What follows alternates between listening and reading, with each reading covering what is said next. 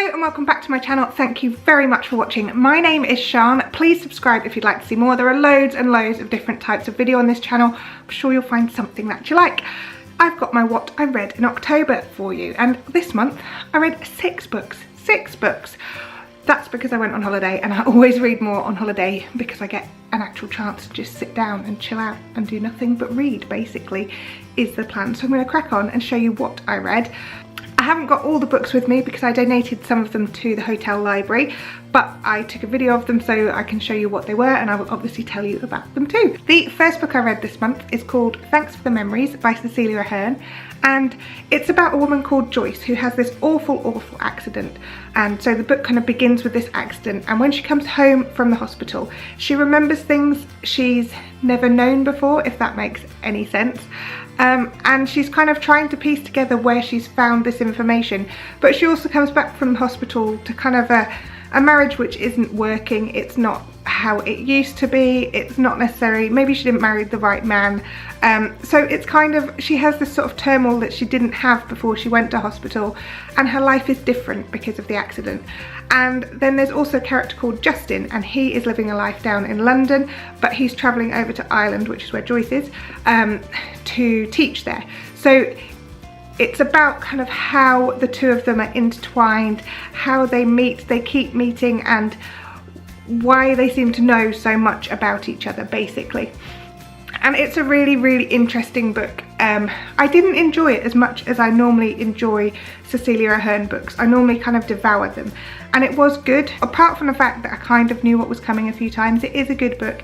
It made me laugh, it made me cry, and you know, it took me on a journey, which is kind of what a good book should do. So I did enjoy it, but just not as much as I normally enjoy Cecelia Ahern books. The second book I read this month is called How to Build a Girl by Caitlin Moran, and I really enjoyed this book. It's about a girl called Joanna Morgan, and she's a teenager going through what teenagers do, trying to kind of find her way in the world, and she becomes a music journalist, either kind of by accident really, but she learns about music and she becomes a music journalist, but she becomes a music journalist under the name Dolly Wilde. She lives her life kind of vicariously through this Dolly Wilde character, and kind of comes to realise that actually she kind of needs to be being herself as opposed to Dolly. But it's a really enjoyable book, a book about growing up. There's a lot of stuff that so many of us have gone through, and I think Caitlin Moran really gets that kind of teenage angst that there is. That's almost belittling it, because it doesn't feel like angst at the time. You really feel like you need to find your place in the world, and I know I did, and I moved to London at a similar age to Dolly Wilde, and it's just about finding where you fit. And as a teenager, that's kind of a really difficult thing to do. And Caitlin Moran kind of navigates through the sort of teen years and the relationships with the family. It's a very poor family, and kind of how things which Johanna or Dolly, kind of her decisions that she makes, impact on her family without her even realising. But it's a really lovely book. It really is about families, about kind of poverty, about society, basically, about how society is, the kind of disparity that there is between the rich and the poor. And it is a fantastic read, and I definitely recommend reading it. The third book I read this month is called A Spot of Bother by Mark Haddon. This book is about a family and a father called George, who at 57 is kind of just retired. He's building a shed in his garden, and this is his plan for life. And their daughter announces she's getting remarried to Ray, and they don't particularly like Ray. And also George's wife is having an affair, and has been for quite a while. This is a complicated family, and there's a lot going on, and it's kind of just the story of George unraveling, basically. It's gritty, it's poignant, it's a fantastic read. And yes, it's difficult to read, but sometimes you have to read those books that are kind of just hard or make you think. The characters in the book are totally relatable. You all have someone in your family like that, or you all know of a family like that. It's like watching Alan Partridge, basically, reading that book. It's kind of like watching something that's kind of really like, oh no, please don't do that, please don't, oh he's done it, okay. It's uncomfortable to read because it's awkward, and we don't like awkwardness, but we all have awkwardness about us all the time. So it really was good fun to read.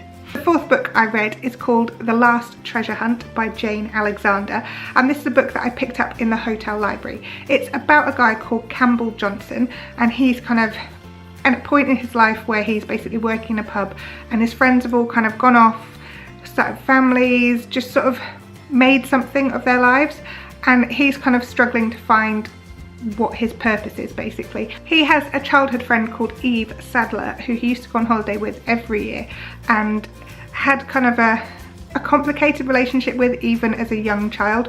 But Eve is a Hollywood star and she's just getting more and more famous. She's becoming incredibly well known. Her face is on the page of magazines, all these kind of things. And there was a big group of them as children who used to hang out together, and Campbell and Eve were some of the children who used to hang out. But Eve was a few years younger, and they used to do a treasure hunt every year at Eve's mum's house until Eve's mum died, and then they didn't go back there again. So Campbell and Eve haven't met up for a long time, and she's filming a film near where his pub is, so they end up meeting up for one night, and it ends up to be a completely eventful night. It changes the lives of both Campbell and Eve forever, and it's all about kind of what happens after that. It's about sort of greed and society and fame and all that kind of stuff. It's about friendships and kind of how they kind of gel together, but how things can break them apart as well. And I didn't particularly enjoy this book. It was interesting, but I found the writing to be kind of not sloppy, but there were some bits that I just had to keep rereading because I just didn't understand what had actually happened in the kind of last 2 pages, which I don't often have to do, and I found that a bit frustrating. But yeah, I wouldn't read it again, but I would definitely consider reading some other things by Jane Alexander, because I quite like the idea of the storyline, but I just didn't feel it quite gelled in that book. It was a book that I picked up in the hotel library, so it wasn't necessarily a book that I would have bought based on the kind of blurb on the back.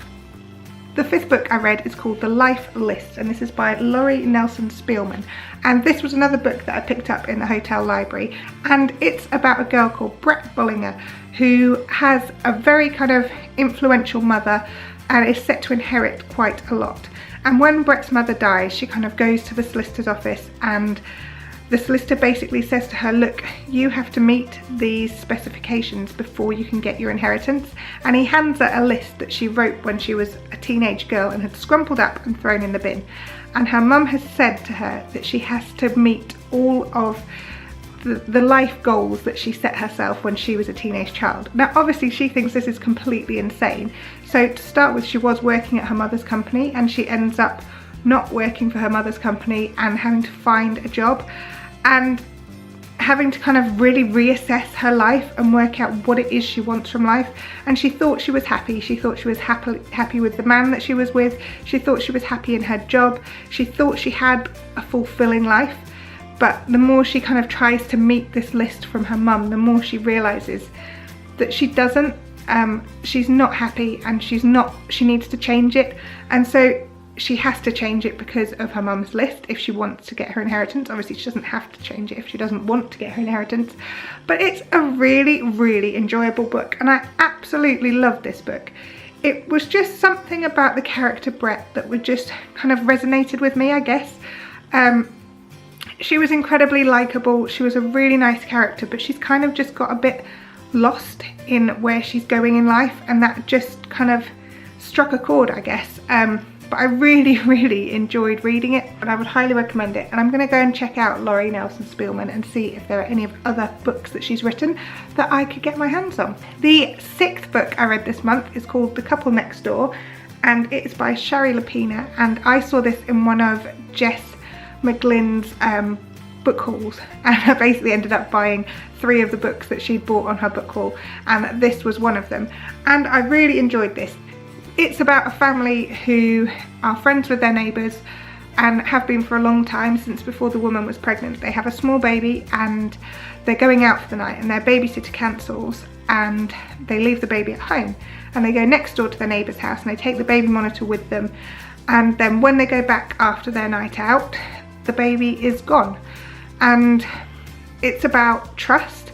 It kind of examines everything about the couple's relationship, the relationship with their friends, the relationship with their family. The grandparents of the family do not approve of the husband, and they kind of instantly think it's his fault. It's about kind of the police investigation and who they're kind of putting the blame on. And it's a really scary story in that you can see how easily that could happen.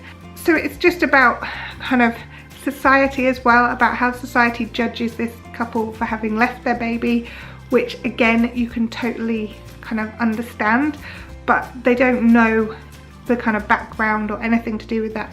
So it's basically about the police investigation and seeing whether or not they will ever see their baby alive again.